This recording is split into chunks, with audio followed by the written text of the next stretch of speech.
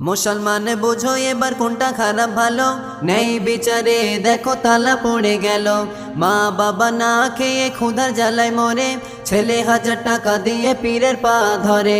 কোরআন খতম করে ইমাম 300 টাকা পেল, সেই কোরআন বক্তা পড়ে 20,000 নিল। বিচারটা এ কেমন হলো বিবেক দিয়ে ভাবো, ভুল হয়ে গেলে পরে ক্ষমা আমি চাবো। দানের কথা বললে যুবক বলে পকেট ফাঁকা, এদিকে ওই পাবজি গেমে মাছে প্রচুর টাকা। অপচাই যারা টাকা ব্যয় করে যায়, নবী বলে তারা হলো শয়তানের ভাই।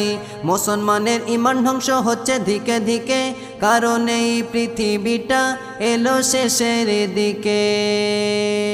পৃথিবীটা শেষের দিকে এটা কিন্তু সবার জানা। ইমাম মাহদী আসবে যখন, দাজ্জাল তখন